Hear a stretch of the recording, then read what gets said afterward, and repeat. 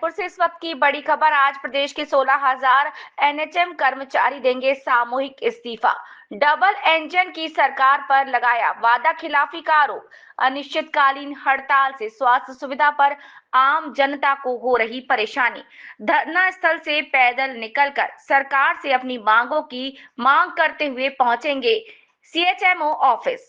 18 दिनों से अपने 10 सूत्रीय मांगों को लेकर 16,000 कर्मचारी अब डबल इंजन की सरकार से लड़ रहे आर पार की लड़ाई। सरकार के अड़ियल रवैये से कर्मचारी हैं नाराज।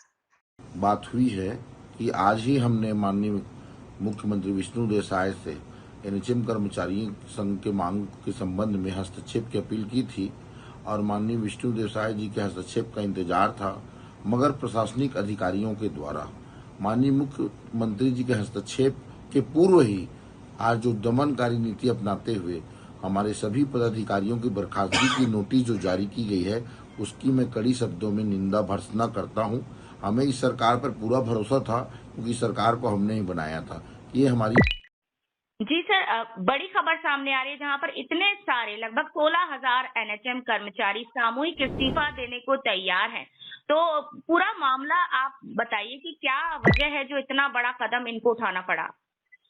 मैं इस बारे में कहना चाहूंगा, छत्तीसगढ़ प्रदेश के 16,000 एनएचएम कर्मचारी विगत 18 अगस्त से लगातार 18वें दिन से प्रदर्शन कर रहे हैं अपनी 10 सूत्री मांगों को लेकर के, जिसमें सरकार के द्वारा 5 मांगों पर सहमति की बात कही जा रही है। उन 5 मांगों के संबंध में संघ का ये कहना है कि केवल एक ही ऐसा आदेश जो जारी किए हैं वैतनिक अवकाश के संबंध में, वो कहीं से कर्मचारी हित में है। बाकी किसी जो भी आदेश जारी हुए हैं, 2 और आदेश जारी हुए, वो कर्मचारी हित में नहीं है। और मोदी की गारंटी में जो नियमितीकरण का वादा प्रदेश संयोजक भारतीय जनता पार्टी के घोषणा पत्र के अध्यक्ष रहे विजय बघेल जी ने किया था कि 100 दिन के अंदर कमेटी बनाकर नियमितीकरण पूरा किया जाएगा। और हमारे पड़ोसी राज्य मध्य प्रदेश में भी एनएचएम कर्मचारियों के लिए बहुत कुछ बेहतर किया गया है। इस संबंध में अभी तक किसी भी प्रकार का निर्णय नहीं लिया गया है। तो नियमितीकरण grade pay public health cadre जैसी जो सुविधाएं हैं, वो 20 वर्षों से इसकी मांग एनएचएम कर्मचारी करते आ रहे हैं। तो हम आंदोलन पर हैं और सरकार ने तानाशाही रवैया अपनाते हुए कल 50 कर्मचारियों को पूरे प्रदेश भर में बर्खास्त किया गया, जिसमें प्रदेश अध्यक्ष डॉक्टर अमित मिरी, प्रदेश महासचिव कौशलेश तिवारी, रविशंकर दीक्षित, हेमंत सिन्हा सभी को बर्खास्त किया है। इसके विरोध के रूप में प्रदेश भर के 16,000 कर्मचारी सामूहिक इस्तीफा देंगे। अगर देखिए, कहना यह है हमारा कि कर्मचारी 16,000 कर्मचारी अगर आंदोलनरत है तो 50 पदाधिकारियों को बर्खास्त करके सरकार क्या बैकफुट में जा रही है? अगर बर्खास्त करना है तो 16,000 कर्मचारियों को करें। जी, और अगर ऐसा हो जाता है, मान लीजिए अगर कर्मचारी हड़ताल पर जाते हैं, इस्तीफा देते हैं, तो आम जनता का क्या होगा। स्वास्थ्य एक ऐसी सुविधा है, चिकित्सा सुविधा ऐसी है जिसमें इन सब का बहुत महत्वपूर्ण योगदान है। तो ऐसे में पूरी व्यवस्था डगमगा जाएगी। ये भी तो एक बड़ा सवाल है।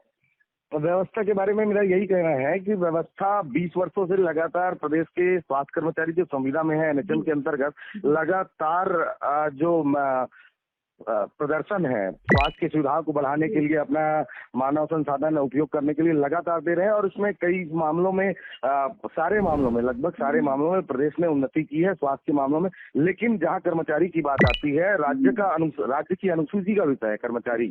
कल ही एक आरटीआई से उत्तर आया है कि राज्य के कर्मचारियों को नियमितीकरण, रेगुलाइज या जो भी करना है वो राज्य का विषय है। इसके संबंध में हम 20 वर्षों से लगातार अपना योगदान शासन प्रशासन और छत्तीसगढ़ की जनता को दे रहे हैं। लेकिन हमारी भी कुछ मांगे जिस प्रकार से शिक्षा कर्मियों को संविलियन किया गया, वो भी राजीव गांधी शिक्षा मिशन के कर्मचारी थे, उनका नियमितीकरण किया गया। इसी प्रकार से छत्तीसगढ़ के 16,000 कर्मचारियों को नियमित किया जाए।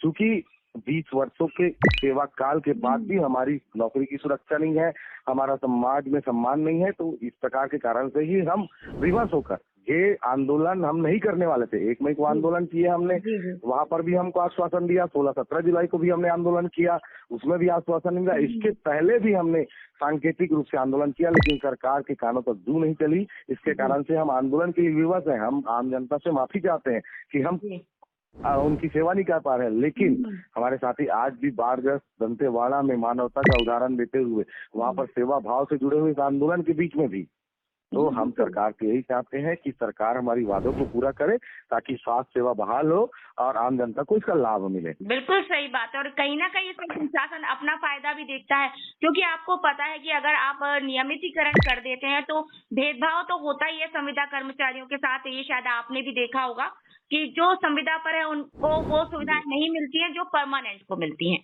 और भेदभावपूर्ण रवैया चलता ही आता है। तो जो है अराजकता ऐसे में फैल ही जाती है और ये एक आंदोलन मांग बिल्कुल जायज है, लेकिन इसमें आम जनता भी परेशान हो सकती है और सरकार का ध्यान जरूर जाना चाहिए। हेमंत जी, आप हमारे साथ जुड़े, बहुत बहुत धन्यवाद। थैंक यू, धन्यवाद आपका।